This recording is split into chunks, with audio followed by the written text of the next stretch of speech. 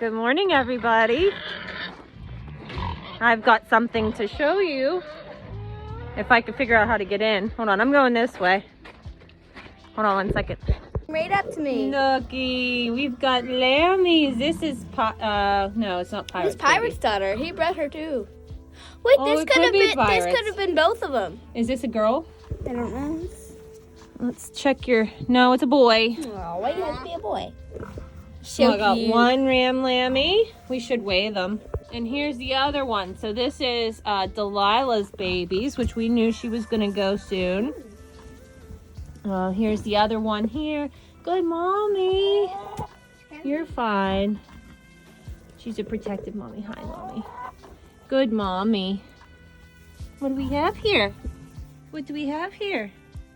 Another ram lamb. Thank you. Always ram lambs. Always the ram lambs. I'm gonna bring your other baby Looky. They're doing good. They've apparently been around for a little while. Yeah, you've been around for a little while. There's the babies. Oh, go that way. Yeah, put them down. That's your mom. Yeah, they're all dried off and doing good apparently. So Gonna go soon. She was just trying to steal it. she being a stealer.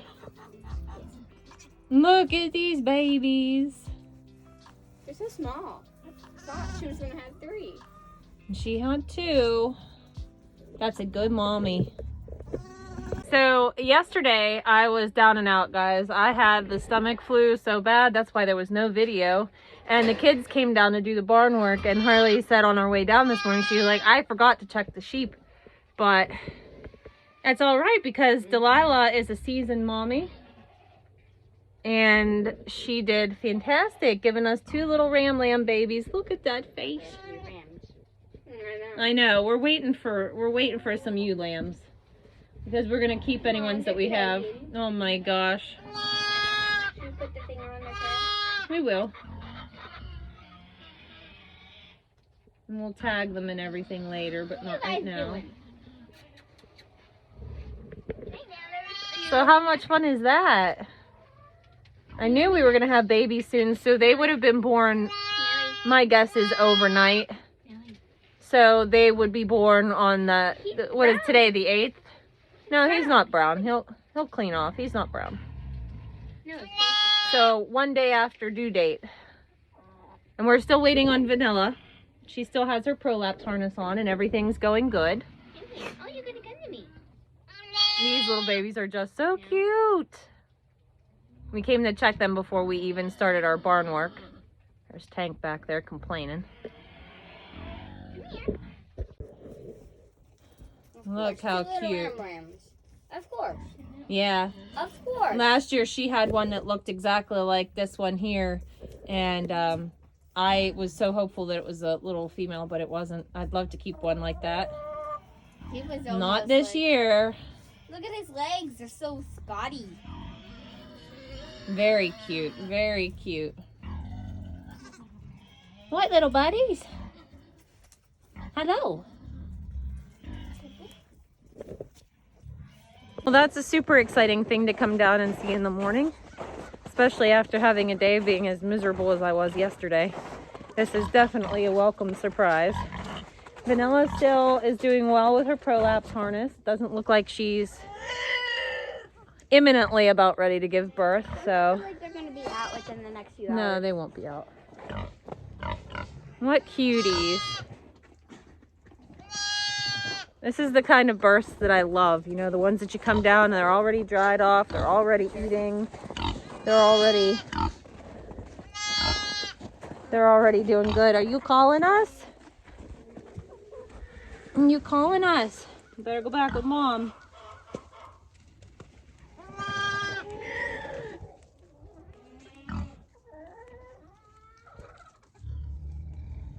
Yeah, hi.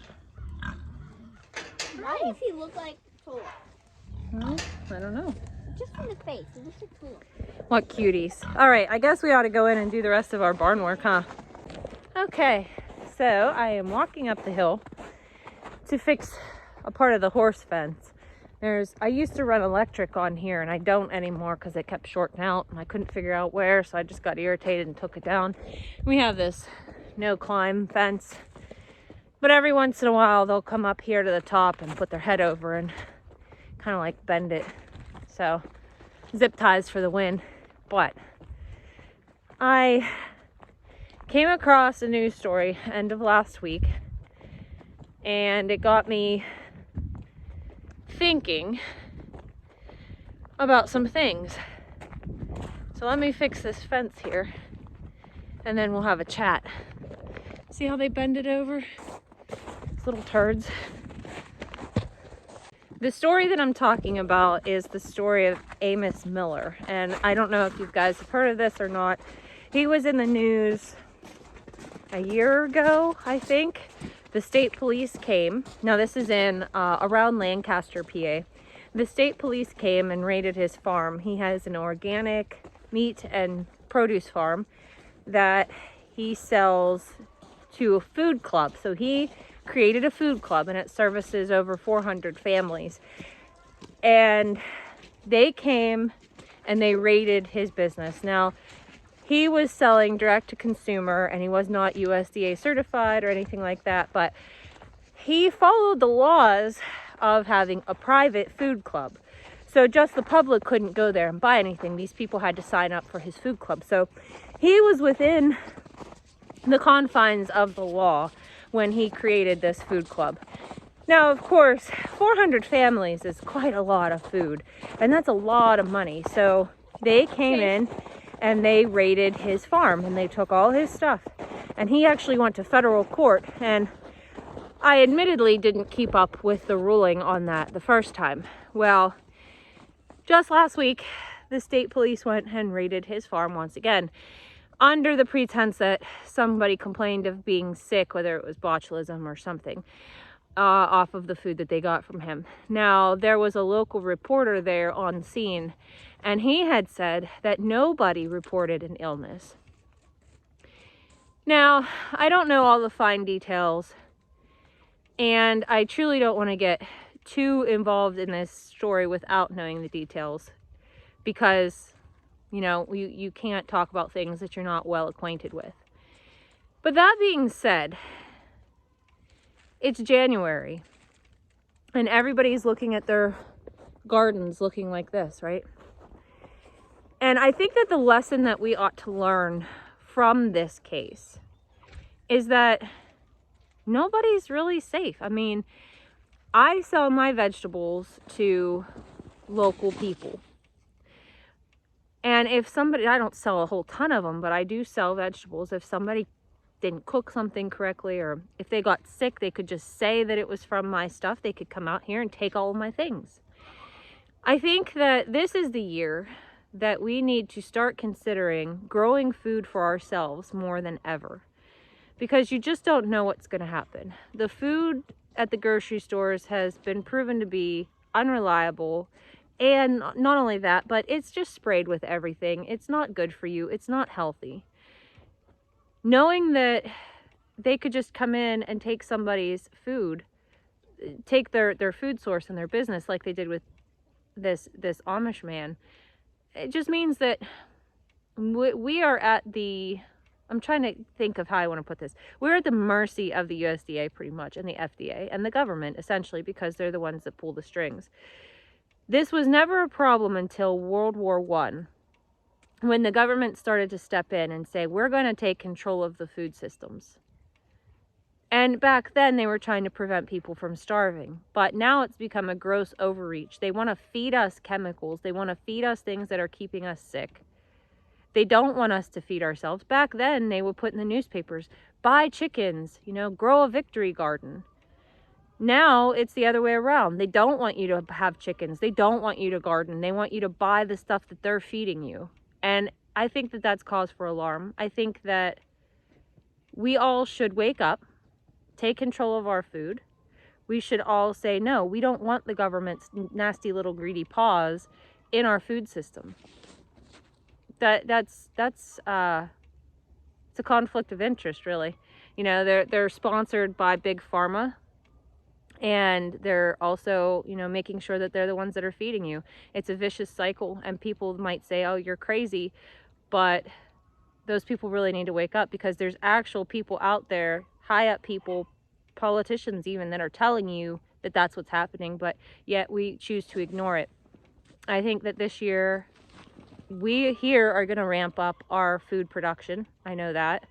And I want to encourage as many people as possible to start somewhere, start anywhere, take control, start planting things, start buying a half of a cow, a side of, you know, a whole pig, start buying your own food from farmers. We're the ones that want you guys to be fed and be healthy, okay? And I just think it's really important that we kind of stick together and we support one another, because we're the ones that have each other's back. And I don't like to sound like this big conspiracy theorist or whatever, but the proof is in the pudding.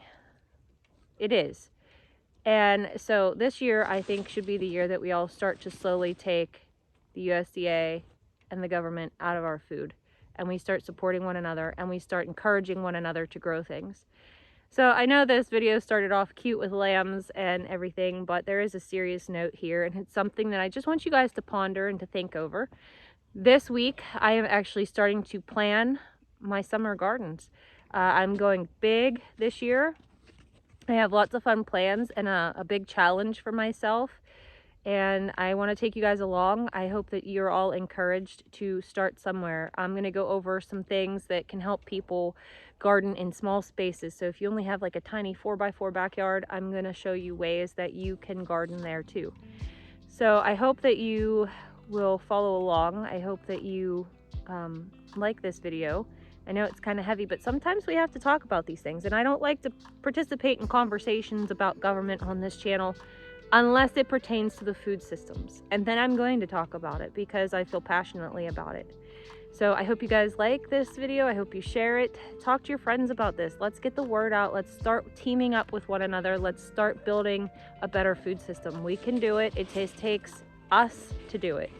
You know, as you know, every little raindrop adds up, and eventually it fills a bucket. And if each one of us starts somewhere, we can take this food system back into our own control. So I hope you guys have a great day, and we'll see you guys in the next video. Bye.